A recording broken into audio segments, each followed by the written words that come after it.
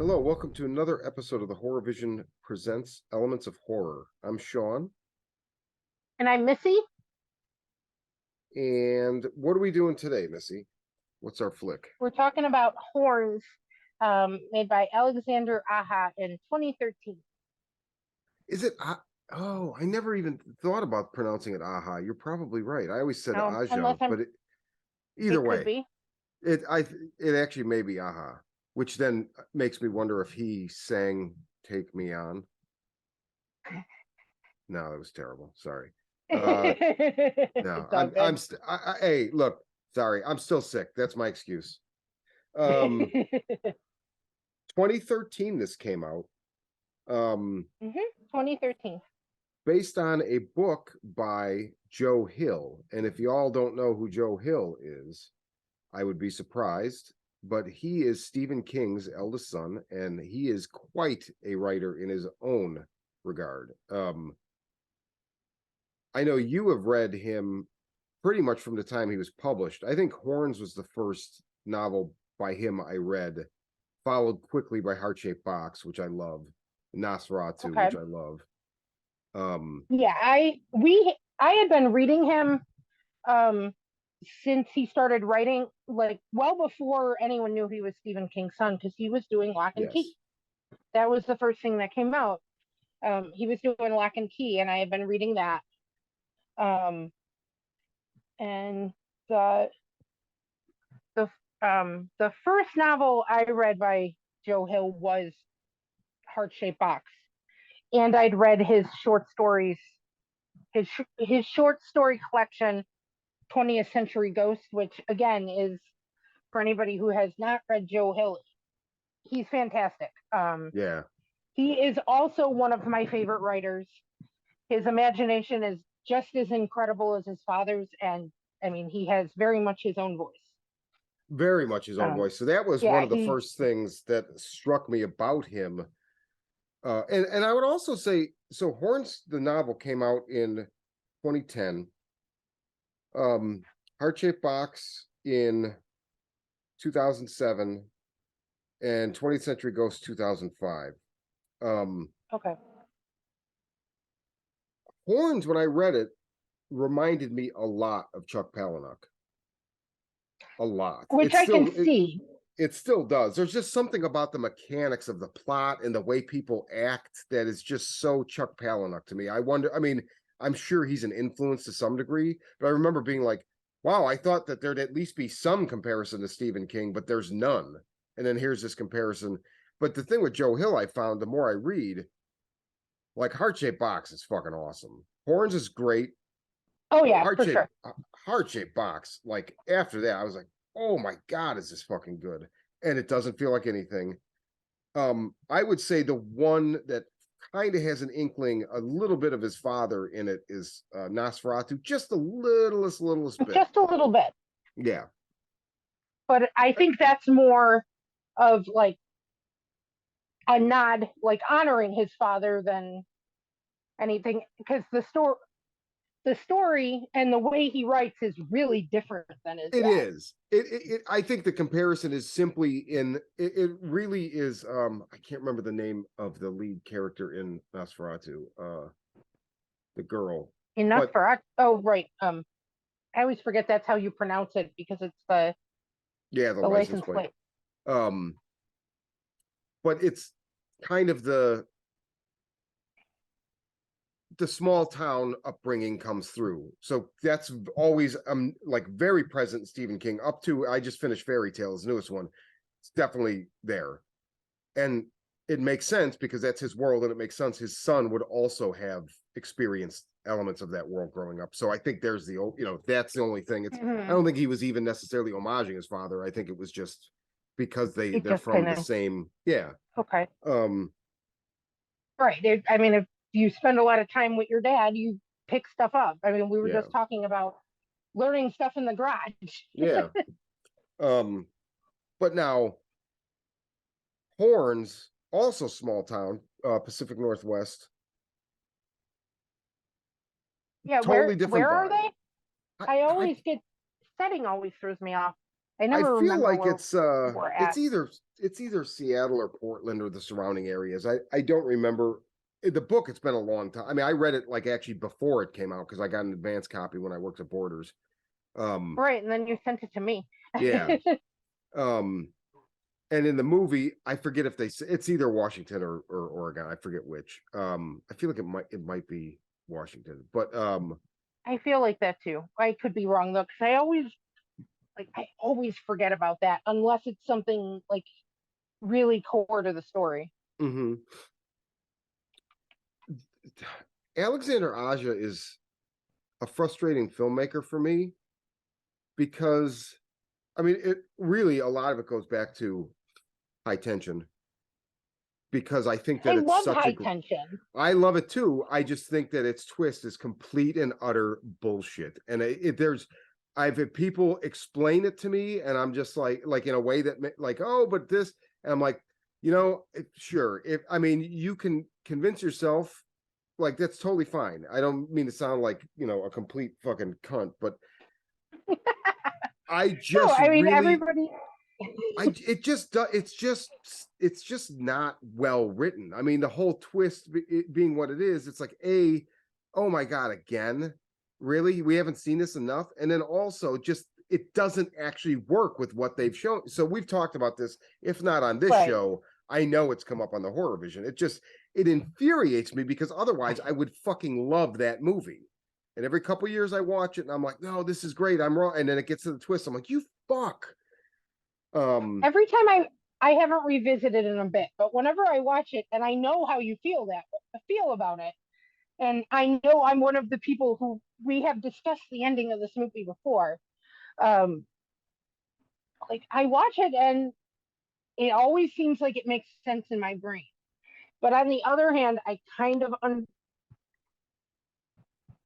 I'm not sure what it is, but it feels like there might be a slight cheat there, kind of like the black the black coat's daughter. I know we were both Oh, that's pissed another one about where it's that. like, How he sorry. did that. So that's That and didn't work for me. that's But the High Tension exact does. same. It's the exact Is same it? thing.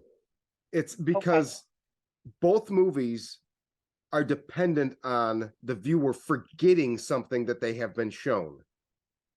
Now, in Black Coat's Daughter, Okay. you can't really forget it, but it's the You expectation can't. is that it minimizes, Right. so it doesn't stick in your craw. But with both of them, just like it's just not it's a cheat in a way that I just feel like is just really sloppy and just like, man, I don't know. Okay. See, I don't know. Um, In High Tension, it works for me, and I don't trip on it. But in Black Coat's Daughter, that movie infuriated me. yeah.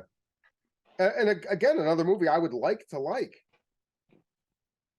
but I liked it until that, and it was like, oh, that.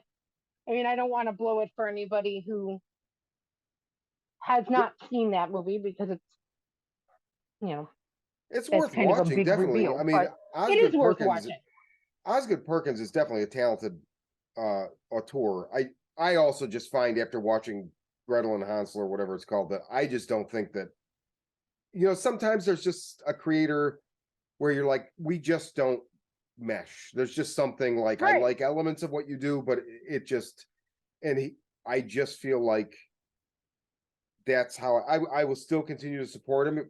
I know he's got something else coming out. I will go see it in the theater if if it goes in the theater, or I'll see it at home, whatever. But Aja is very prolific, so I have not seen everything he's done. High Tension was really his doorway into Hollywood. He's done quite a few things. Mirrors is another one where it's like, Yep. that's actually the exact opposite, where I don't really care much about the whole movie, and then the last like 30 seconds, I was like, that's fucking amazing. It hasn't been enough to make me go back and rewatch it. I have thought about it recently because it's on something. I keep seeing the thumbnail. Okay. Yeah, I was thinking about that after I picked this movie. That there are a lot of his movies you are not a fan of, and I find that I like a lot of his movies. I loved Mirrors, High Tension. Do you like creature features? Crawl with the No, hurricane that and the one's great. alligators. That's a That one's lot of great. fun. Another thing is I always forget what he's done because he's done so much. And it's a The wide variety, right? He doesn't Piranha just kind of 3D. yeah, I never saw that. I never saw that. I I wanted love to when it it. was in the theater. I love both of them. I mean, it's the kind of movie they should show on the last drive-in. It's full of blood, breasts, and beasts. It's Yeah, ridiculous, yeah. and like, don't be sober, and you'll laugh your ass off. Nice. They're fun, and don't expect anything deep because it's not. Well, no, of course not. Um, It's just raunchy and bloody and funny, and I like the two. I think they came out in the 2000s. yeah, they did. Piranha 3D Like, uh and the sequel Piranha Double D. yeah, yeah. So I did, I did not like horns. By the I my viewing got chopped in half.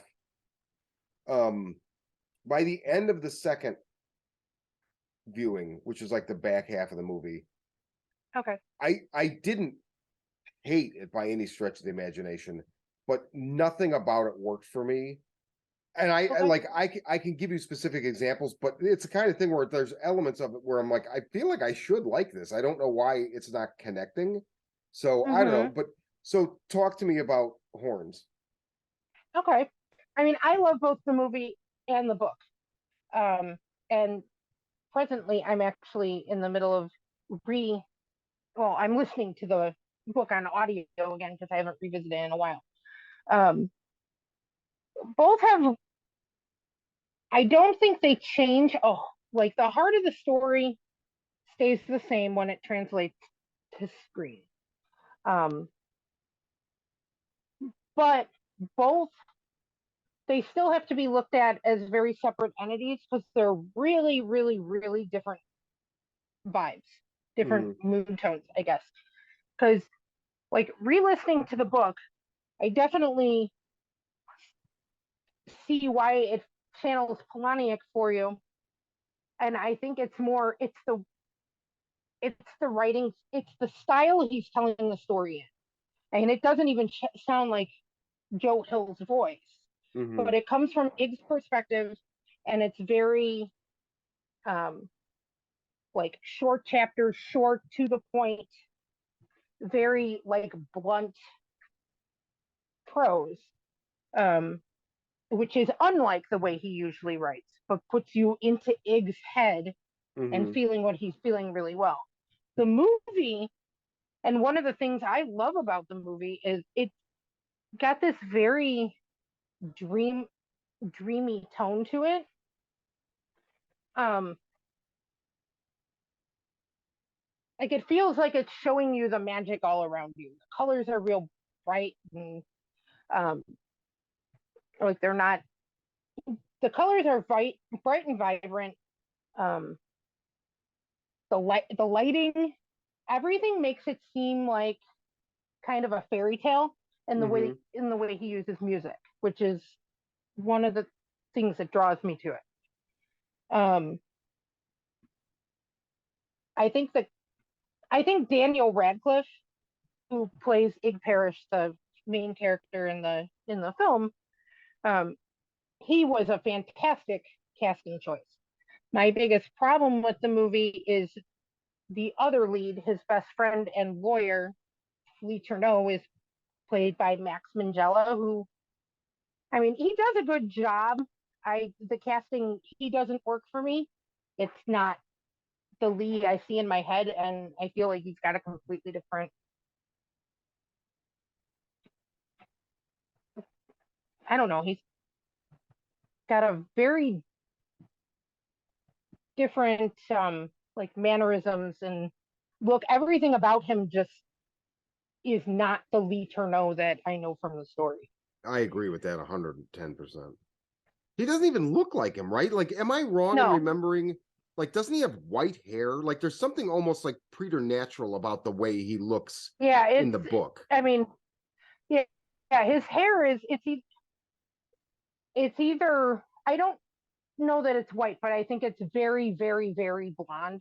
like that Okay. blonde that almost looks white. Mm-hmm. Um, and I remember him being like kind of tall and skinny, um, and his eye was messed up. It was like in the movie, Mm-hmm. Lee loses two fingers from the cherry bomb. Oh, In the that's book, right. it's not. It's It's his eye, That's right. That's right. and we kind of got ahead of ourselves. For people who don't know anything Yeah, about this okay, movie, backtrack. I mean, if they're yeah, listening, I feel like most likely they've seen it, but if not, but you want to if give a not, synopsis? right? It's Horns it was written by Joe Hill, starring Daniel Radcliffe in the lead as Ignatius Parrish. And the basic gist is after being framed for the murder of the love of his life, Ig sprouts horns from his head and starts using his devilish new powers to hunt down the real killer. He just wakes up one day and he's got these horns, and then when he goes out into the world, he starts realizing that everybody is like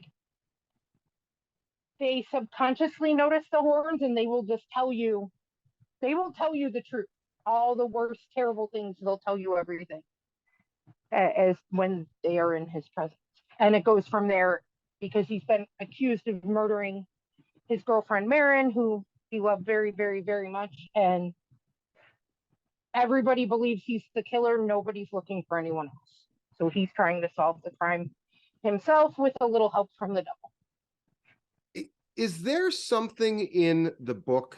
So here's another thing and obviously when you condense a novel into a movie, and perhaps this is an edit that could have been longer, and maybe like bore out a little bit better for me, but I feel like I don't quite understand, and I don't remember with the book, but I don't quite understand like if I had only seen the movie, I'm like, so wait a minute, the whole fucking town is practically involved in like a fucking witch hunt for him, thinking that he killed this girl.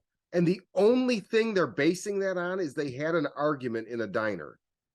Like, but everybody in town knows that they've been together since they were kids. They love one another. He was going to ask her to marry him. And then they get in a fight in a diner, and not even a physical altercation necessarily. Yeah, just like And then a they're all just like, loud he killed her. discussion.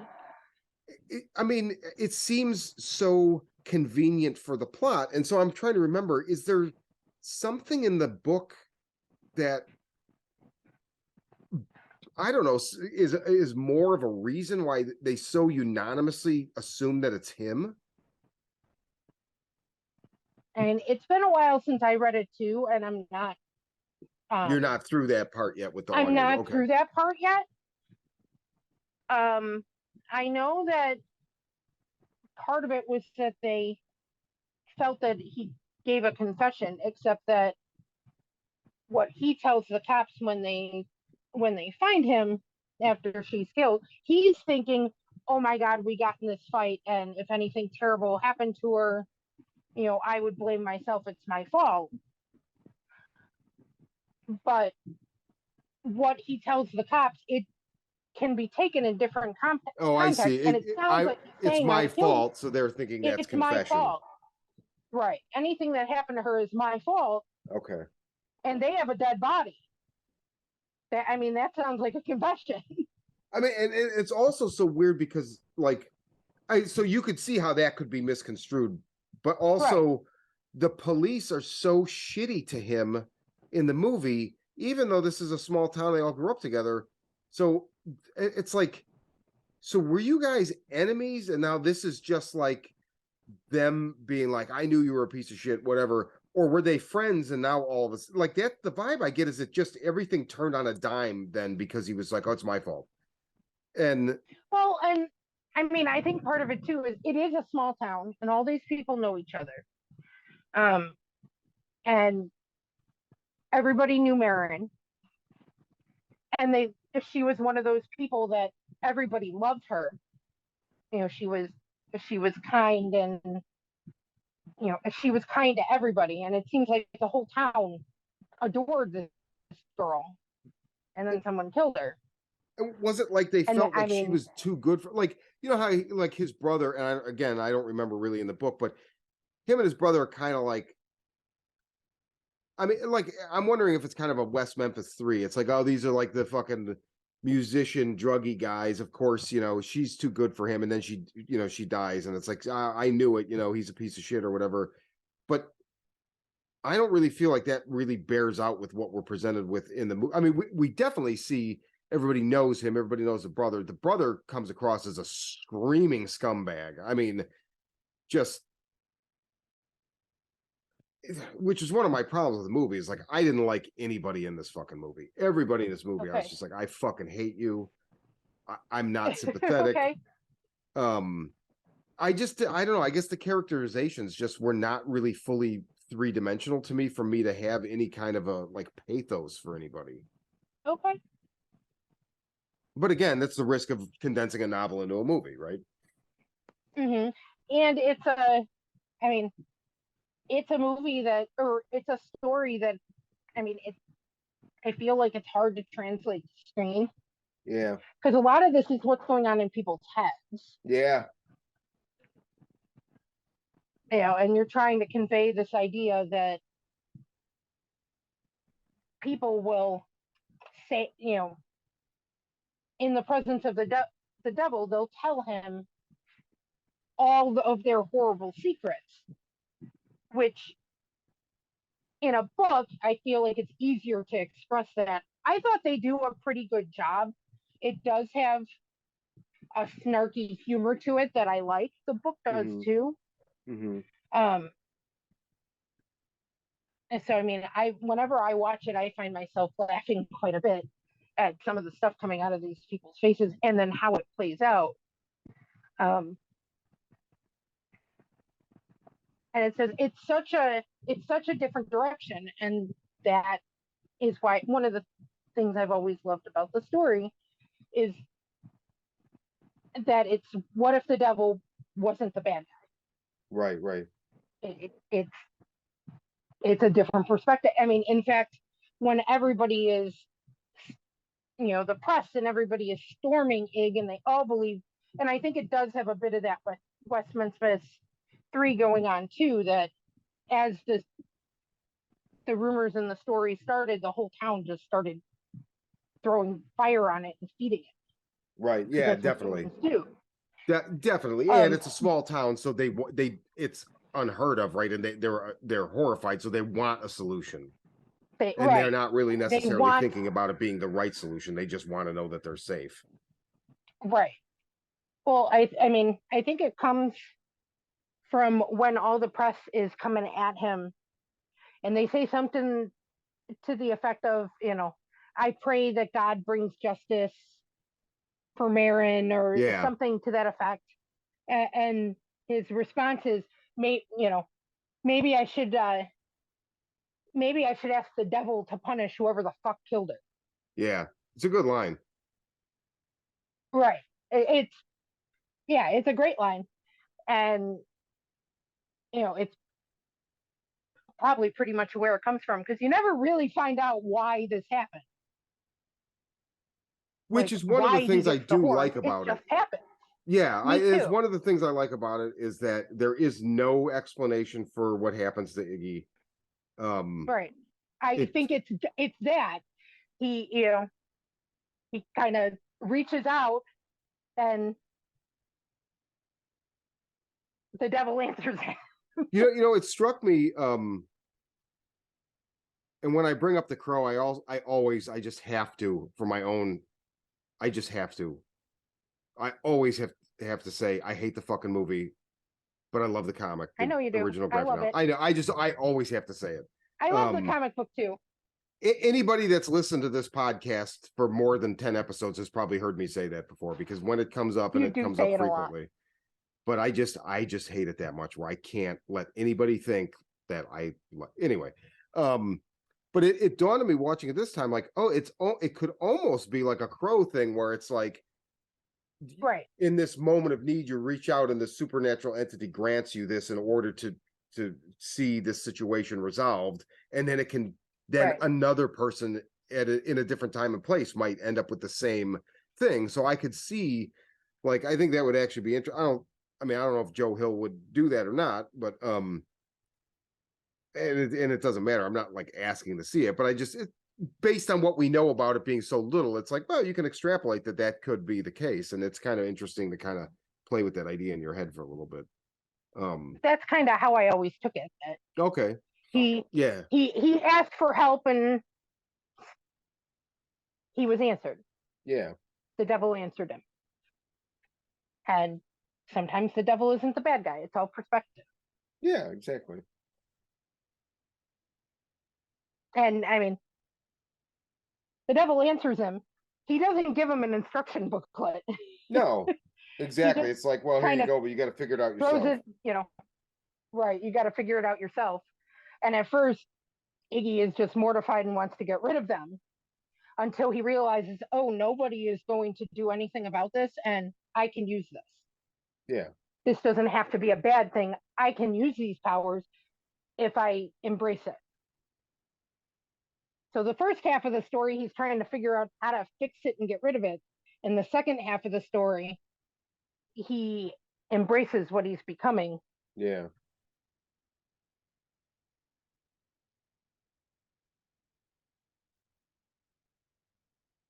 It is a good looking movie. Although interestingly enough, I it doesn't work for me the way that, like, I feel like Why doesn't it work usually, for you?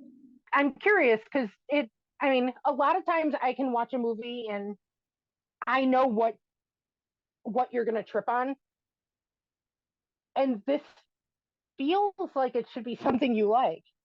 yeah, Except I know you don't like Alexander Aha or Aja, however you say it. and it's not even that I don't like him, because I feel more favorable about High Tension and Mirrors than I do about this movie. Definitely High Okay. Tension. Um,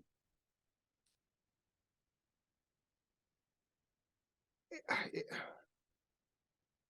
it's it's one okay. So there's one of the things about it. There's something with the kind of goofiness, like with the doctor, where it's like he's starting to that influence from the horns is starting to play on people, and then like at some point the doctor and the nurse are like gonna like banging in front of him or whatever, and like because he's Mm-hmm. bringing out this lasciviousness and whatever, and that's just one example of this kind of snarky humor there's an undercurrent of, and I think falls that's in the book too. it is, but it doesn't come Yeah. off the way it just the way the lines are delivered, and the Okay. way it's though that scene in particular, the way it's acted, it just fell flat on its face for me. It reminded me Okay. of Don Coscarelli's version of the book John Dies at the End. The author of that book escapes me at the moment. David Wong. That's it. David Wong. I thought that was going to be a smash hit for me as well, and I just and I just periodically, like, I try it periodically, I try to watch it again and think, will I like it? I just tried it within the last couple months. I'm like, Okay. I just don't like that the humor bizarro like tone that it has. It's very similar with horns. I do like John Dies at the End. I have a weird sense of humor. Comedies usually don't work for me, but Same. Yeah. that kind of weird ass bullshit that usually works. I mean, and I like Freaked, and obviously I obviously like weird comedies, because look, like we Right. did Dark Backward, right? Dark backward. But there's just something about these two, and horns in particular, where I was just like, it just didn't, I don't know, it just didn't work for me, for the humor, and then I didn't love the acting. I mean, Radcliffe does a pretty good job. Um, Everybody else, I felt like the brother, I felt was the actor was swinging for the fences, and I just didn't. It wasn't terrible, but I felt like he was overacting at times, and it just kind of, I don't know. And I don't remember what it made me wonder how I would feel about reading the book again. Um, because even like there's such a dour, like, I hate that his parents turn on him when he's got the horns, and his mom's like, "Can you Mhm. just go away? You know, you just whatever she said. You make me sick, or I just wish you would go away and not come back." I forget what the dad does. The brother, like the whole thing where he's got to eat all the drugs. There was just so many things where I was like, man, I don't know. It just didn't. And even Marin, like her like righteousness or her like goody nature, like the Yeah, actress that her played reason her, always bothered me. Juno Temple plays Marin, and I don't know. The She just hmm it just I didn't feel anything for any of these people. It didn't feel like it was a real scenario to Okay. me or something. I don't know. That's the best I can come up with. The thing with the cops, I mean, I remember laughing at it in the book. I don't know. You know, I just want to blow you right now or whatever. It's like, I don't know. But yeah, I mean, it's all those things just kind of combined again. And first of all, I'm not telling anybody not to see it. I think people should see it because I think I'm definitely in the minority.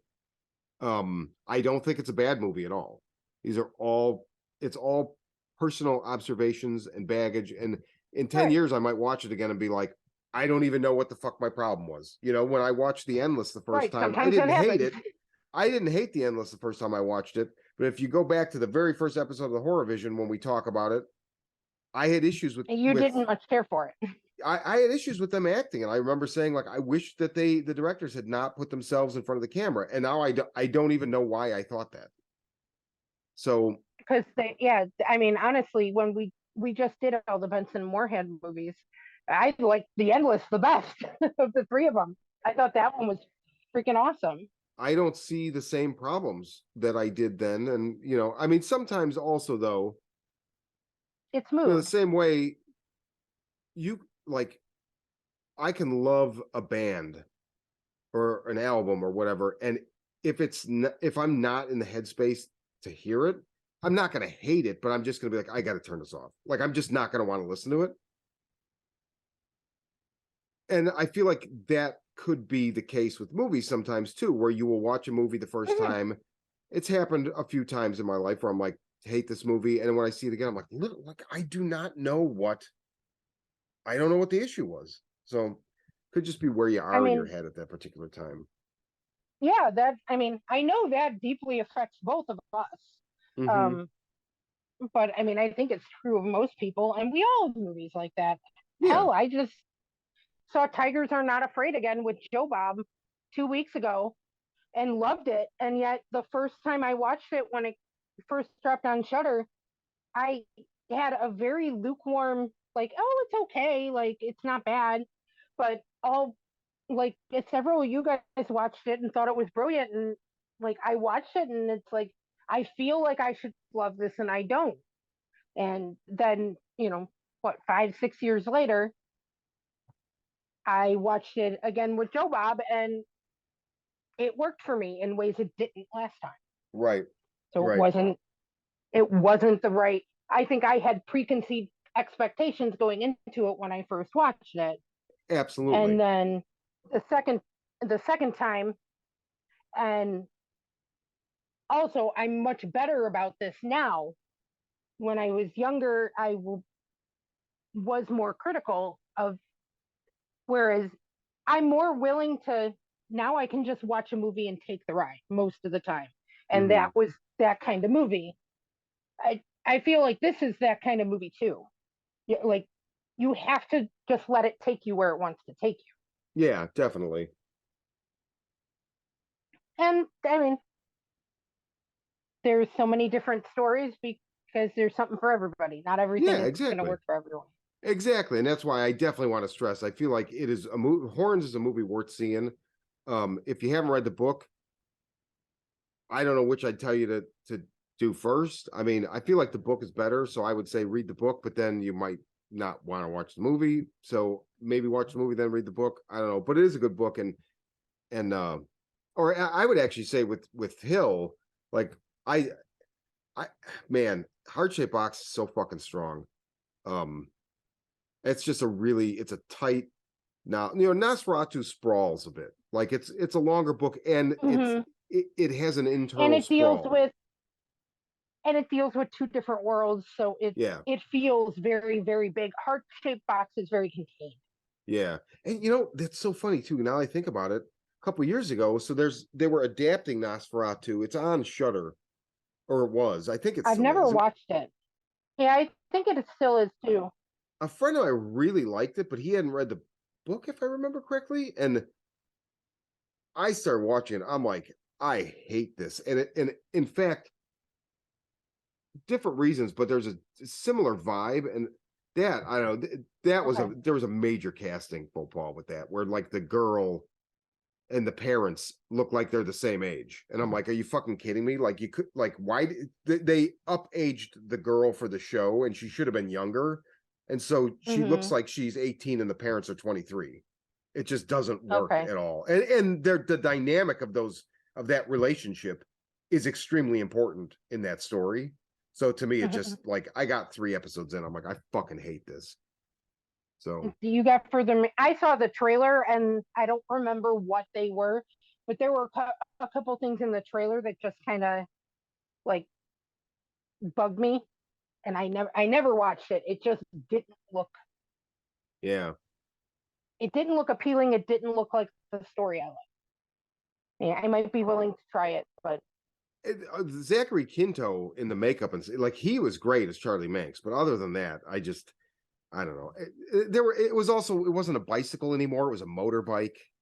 Like, I don't know, there were just little mm, things where I'm like, why? What are you doing? And I don't know, tangentially, but right. Hill's pretty badass. I gotta say, I Yeah. have mad respect. And he like you said earlier, if he didn't like come in like, I'm Stephen King's son, can I have a book deal? Like, he wrote under a No, he different didn't want name. anybody to know. People figured it out later. Yeah, he super downplayed it. He did what King did with Bachman, right? King Uh was huh. like, am I that good? Or do they just always accept it now because it's Stephen King? Well, let me see. I'll write a book as somebody else, not say who it is, and send it in. I mean, so it's a very similar approach. Hell, one of my favorite Stephen King novellas is written under Bachman. Yeah, Long The Walk, Long right? Walk. Yeah, it's The good. Long Walk. It's a good one. And yeah, Joe Hill is a fantastic writer, and he didn't want to get made by his father's name. So he was Joe Hill, and he started doing Lock and Key, and then we got 20th Century Ghosts, and then Heart Shaped Box, and then Horns. Yeah. It's so funny because now I think about it, it runs in the blood in the family is not great adaptations to screen, because now I'm thinking about it, like, Lock and Key is great.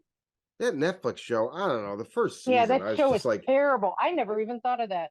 Yeah, I mean, I watched the first season of the Netflix show, and it was okay. I might have tried like the first episode of the second season or something, but I never got through it. And then it got canceled, I think. yeah, I think you're right. Or I don't even know. At some point, I know it came back, and I'm like, really? This is still going?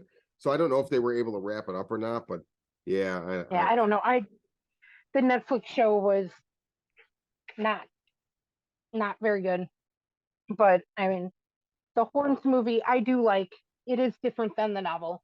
Um, if you like stories like The Crow and things that kind of lean into outcasts and monsters and devils being the hero, check it out. I mean, I think it's worth a watch or worth a read. Both are good, but it's not for everyone. hmm uh I watched it on Tubi. That also didn't help, but you can rent it on Oh yeah, Prime, I think, for $3.99. There's a I think DVD so. floating around out there, and There it's is. on Tubi. Closing thoughts, or I guess those probably were your closing thoughts, actually. Yeah, I guess that is kind of my closing thoughts. But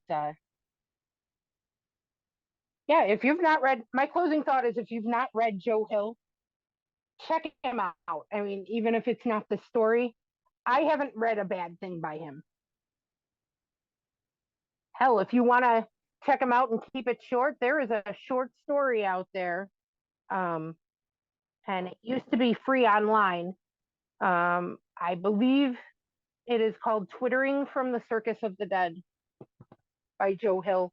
I think you can buy it as like a Kindle. You used to be able to buy it as a Kindle like Single. original for like $2. Yeah, a buck or two. Um, you'll read it in one sitting. It's very, very cool, written in a really unique way. And in fact, that is the one successful adaptation I can think of, because Creepshow, if I'm not Oh mistaken, yeah, did they that. did. And it's solid as fuck. It was great too. It was the Creepshow Halloween special, and they did that, and the other story was a Stephen Was King this, story, yeah, the one with the guy trapped on the and I drug can't smuggler think of the trapped on name the of it. island. Yeah, neither can I. Uh It's a huh. good story though. It's from, I think it's from Night Shift, right? If I'm not mistaken. It's like an old ass I one. think so. It's from one of the really old ones. I think it was Night Shift. If not, um then it might have been the one that came out next, the one with the monkey on the cover that I can't think of the name of either.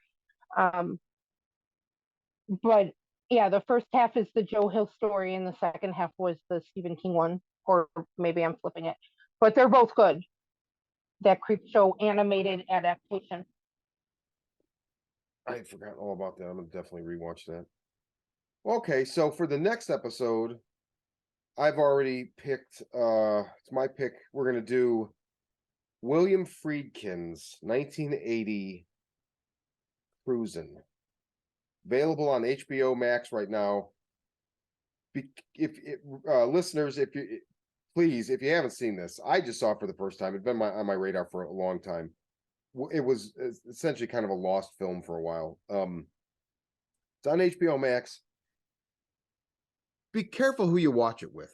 That's just what I'm gonna say, Yes. because it's pretty fucking hardcore. As far as I really appreciate the fact that William Friedkin, like, man, he in 1980,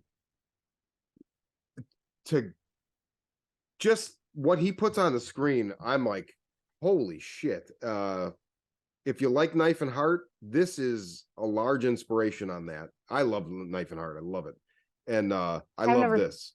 seen that one. You've seen Knife and Heart? You haven't? Oh Mm-mm. my god. Oh, dude, you gotta watch Knife and Heart. I don't know what you're talking about. I think I've Oh heard you my, mention it, but I don't know what it is. it's so, Anthony Gonzalez, the guy that's M83. It's his Uh huh. brother. I'm blanking on his name right now. And Okay. M83 does the soundtrack, which I didn't Ooh. even know when I watched it. It is a giallo set in late 70s. I think it's Berlin, and it follows a woman who makes gay porn. So she's got a stable of male actors, and she shoots films, and she's got an editor, and they edit and put them out, whatever. And there's somebody slowly killing them. Okay. And this, I think, was on Shutter. It's on Shutter. Is it cool? I love this movie so much. I mean, I know it turns some, like I, some people are going to be put off because of the homosexual content. Not Well, I necessarily mean, in because, the same with Cruising. well, It, right, same thing. So, I mean, I'm not going to say that's right or wrong. I mean, a lot of right. overly sexualized movies tend to sometimes rub me the wrong way because they feel like it's doing it to like push a button or whatever, and it's like, what, this doesn't feel like that. This is, Mm. I there is something so unbelievable about Knife and Heart to me. I mean, I love Cruising after seeing it, but Knife and Heart, I mean, the minute I watched it, I'm like, this is like, it was a similar thing when I saw Donnie Darko, where I'm like, oh, this is a forever movie. Like, Oh, oh okay. my god. Yeah, so that would be a recommendation to you, but especially since you like Cruising. Cruising is here's another thing. Ray just watched Cruising based on my telling him Okay. about it. Ray's like, I didn't realize Pacino was a good actor at some point, which surprised me because Ray's got such a deep understanding of cinema for decades going back, that was just a blind spot. Like, no, he was a really good actor, and still He until he was a became great ooh actor. ah. Yeah, but Right. he hasn't been for decades. He's just ooh ah guy. I mean, he the Phil Spector movie was good. He actually acted. The Kevorkian movie was good, so he still can, you know, muster the chops. But for the longest time, people just want ooh-ah in their movie, so he doesn't have to act, and it's an easy, this will make Right, but you he did see. make great movies. Yeah, he Things made like Cruisin' and Serpico. I mean, Serpico is fantastic. Dog Day Afternoon. Um, I mean, Scarface is Dog over. Day Like Afternoon. Carlito's Way to me is the last great movie he's in. I've never seen that, and it's always been on my list. I need to check that one. My brother loves mobster movies. I've seen Scarface. I don't love it. It's just not my jam. But Dog Day Afternoon and Serpico and now Cruisin' are like the first things I would think of if you say Al Pacino. Yeah, and he's really good, and like we're watching it, and Kirsten's like, "Wait a minute, is that Al Pacino?" I'm like, "Yeah, that's Al Pacino, right?" Like, you don't Yeah, know, he's you like in almost. his 30s, very young. So, but definitely, if people are listening, if you want to read along, as I say, that's on HBO Max, and it's, I mean, you're not going to get like penetration, but I mean, Right. it's pretty But just be risque. prepared. Be prepared. It's very risque and transgressive, especially for Yes. 1980. I can't Yes. believe this movie was made in 1980, and it's a fantastic film. But Yeah. yeah, I'd be careful who you watch it with and make sure the kids are in bed. Don't be like, Grandma, we're gonna watch a movie tonight. Come on. Yeah, no, it's not that kind of movie. Oh man. So okay.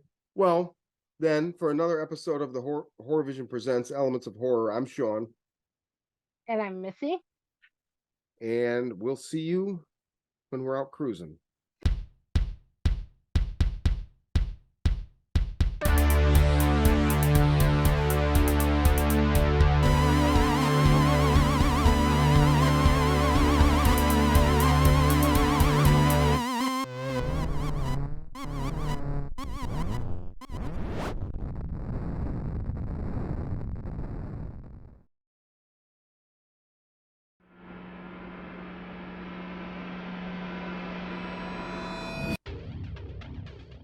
A pandemic of violence floods the streets of major cities as cases of the media-dubbed murder virus, MV20 soar, causing those infected to go on killing sprees. Caught in the middle, police detective Angela Miller finds her only trustworthy ally in the self-proclaimed psychic PI, Gerald Henry. As the two try to navigate the violence, they are drawn into New Age guru Abramelin Harvest's plot to heal the planet. Harvest's missive? The world is sick, and humanity is the infection. The cure? Murder.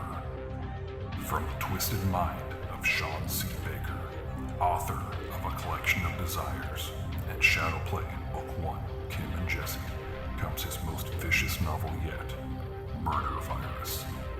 Available where books are sold.